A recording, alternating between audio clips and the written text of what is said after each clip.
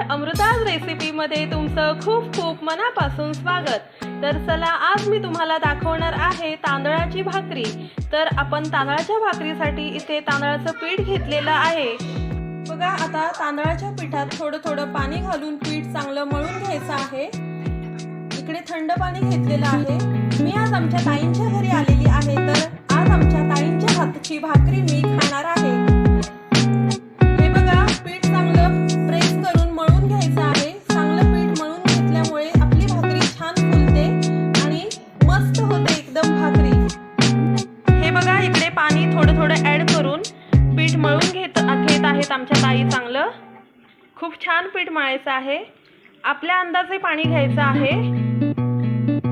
एकदम प्रेस करून करून मळायचं आहे, मग भाकरी चांगली होते एकदम।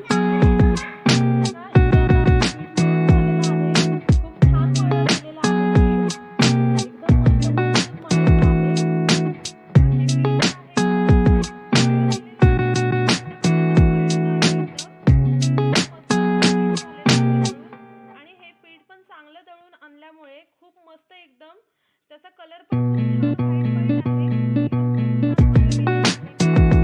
बघा, भाकरी करण्यासाठी पीठ आपलं रेडी आहे। हातावर एक गोळा घ्यायचा आहे आणि भाकरी छान थापून घ्यायची आहे।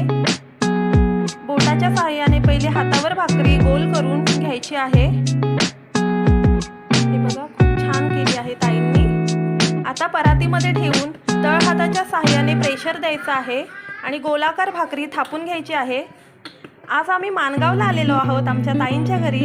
त्यांचा आज आहे वाढदिवस, त्यामुळे आम्हाला थोडंसं छोटंसं सेलिब्रेशन करायचं आहे। तवा गरम करून घेतलेला आहे। आता भाकरी त्याच्यावर आपण भाजून घेऊया। वरच्या बाजूला छान पाणी लावून घ्यायचं आहे आणि भाकरी छान भाजून द्यायची आहे। भाकरी आता एका साईडला भाजली गेलेली आहे। आता पलटून घेऊया दुसऱ्या साईडला। हे बघा, छान भाजली गेलेली आहे भाकरी, खूप मस्त दिसतीये।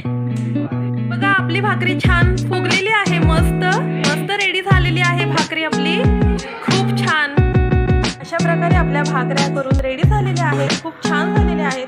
हे ॲक्च्युली घरच्या तांदळाचं पीठ होतं, त्याच्यामुळे खूप छान भाकऱ्या टेस्टी लागतात या, आणि कलर पण खूप छान आलेला आहे। तुम्हाला माझा जर व्हिडिओ आवडला असेल तर लाईक करा, शेअर करा, कमेंट्स करा आणि सबस्क्राईब करा। Bye bye.